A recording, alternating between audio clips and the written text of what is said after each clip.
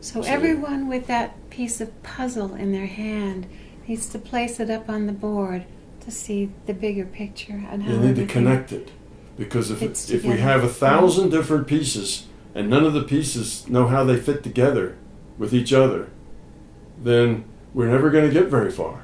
Some we're people always fragmented and we're always fighting with each other. But once everybody takes their piece and say, look, my piece plugs in here, my piece plugs in there, and by the time they've plugged them all in, say, look, we've got this one understanding, this one scientific set of principles and ideas, and it explains everything. And we're all connected to it.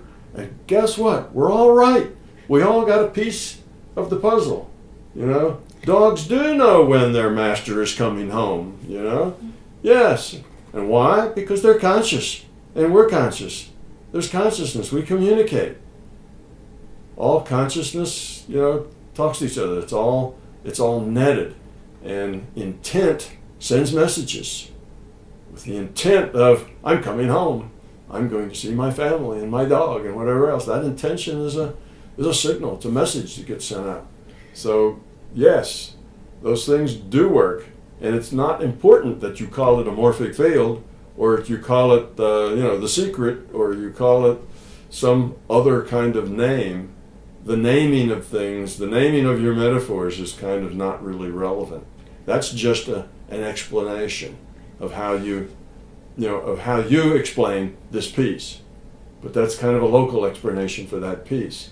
When you find an explanation that explains all the pieces, now I think it would be easy to let go and say, oh, I see. Morphic field, consciousness. Yeah, the consciousness field. Okay. It's the same field that affects those random number generators and the way that comes out, and that affects the ice cubes, and all the rest of it makes sense then. We know there are people who can heal with their intent. We've seen that. It's been documented thousands of times. You know, the only people who question it are the people who don't understand. You know, it's the people who are ignorant of the information. They've never actually been there. They've never actually seen it. It's never actually happened to them. Those are the people who say, oh, no, that never happens. The people who have been there and seen it happen to them are not fools who were easily tricked. They know what they know. So those things do happen, and that too can be plugged in. All of this can be plugged in, plus things like the double slit experiment. Plug it in, you've got an explanation, you know. The expanding universe, plug it in, you've got an explanation. So you have all the science, all the physics, all the theology, you know, and with theology, I'd probably include the atheists with that. That's just a kind of a different sort of, that's an anti-theology, I guess you'd say. All of these things have their own viewpoint. It's like the seven people in feeling the elephant, right?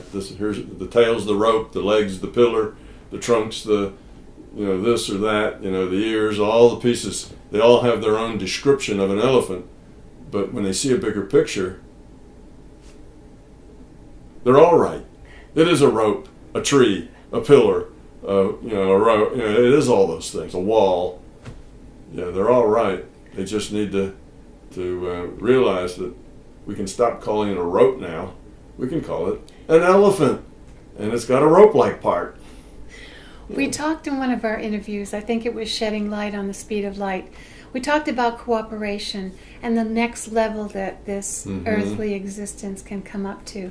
You're talking about this here in that people need to let go of that piece of the puzzle they're hanging on to in order to cooperate and connect and become something more than what we have now. Exactly. That's, if we look at the fractal nature of our reality, we see that if we start at the beginning, at the small stuff, what are they doing? We see the process that's been gone through at the simple levels, and we see that same process is ongoing at our level. So we look at the cells and we see how the cells have had to learn to cooperate. The individual little one-celled critters needed to cooperate to create a multi-celled critter. They needed to get into a cooperative effort, and they build something that's better. And no, they're not all chained into into they have no freedom now because now they're all, part of this larger organism, and they no longer have the freedom to do what they used to be able to do. Not so. They have more freedom. They can do so much more. Before they only had, say, 2 or 3 degrees of freedom in the things that they could do. Now they've got 10. They've got so much more. So it's not that as soon as you join something larger, you lose freedom and lose individuality. You gain freedom and individuality because you create something that exists in a whole different dimension of interaction. You've added a whole lot more than you've taken away. You haven't really taken away anything. What you've done is you've given up fear and become cooperative, which is love. Okay, now maybe the word love doesn't apply as well as the word cooperation, but it's the same idea.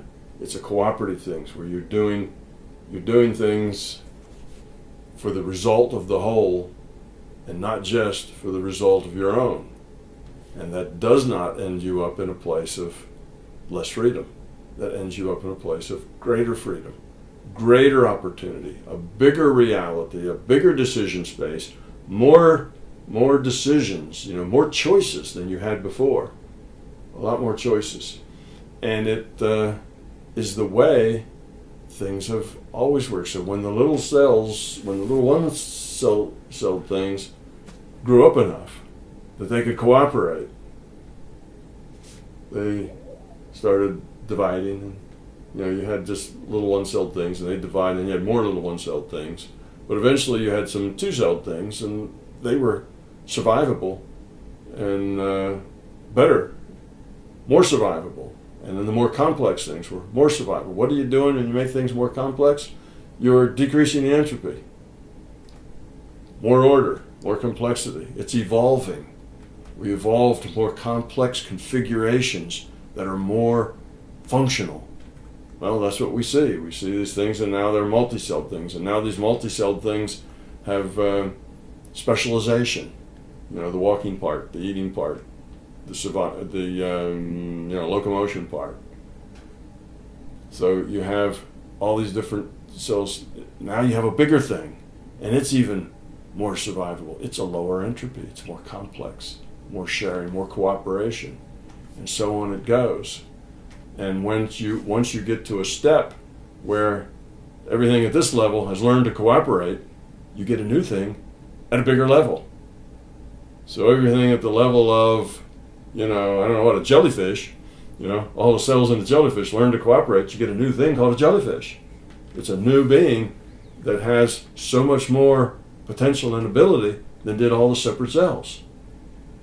See? I think this is an interesting point because I think the people who have their own theories, who have done their own research for decades, who are part of these local bubbles of enlightenment, they're all hanging on to their own thing for fear, perhaps, of joining together.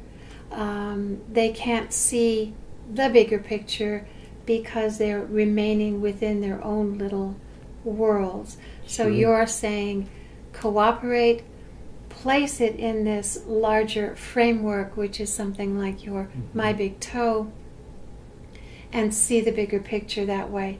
If that happened, you would have the shift, the major shift. That's true. And it's a matter, until they are ready to do that, until all of the, let's say the human thing, now all the individual humans you can see as a cell in this greater thing. They're a part of it. All right, now humans in a cell, we're not going to glom together, and stick to each other's shoulders, and it's not like that. That's not how we're going to operate. We're a different kind of thing. We're not a skin cell or something. We're not going to glom to each other and, so we can all hold hands and, that's not the way we cooperate. We cooperate in a higher level way than that. But we, as a race, once we learn, or at least subsets of us learn to cooperate, we'll build a structure, a cooperative structure that's more functional, more survivable, gives us more freedom, more choices than what we had before as little individuals running over the surface of the earth with our spear and our slingshot, trying to, fight each other. We'll find something that's greater. And then there'll be some of those little bubbles, and there'll be bunches of those, and one day they'll learn to cooperate with each other. And for bigger units, you see, it's a fractal process. It's called evolution. That's how things evolve. They lower entropy as they evolve. They become more complex, more functional things as they evolve to higher states. Well, that drops us in this position of saying, well, here we are. We're humanity. We see our future.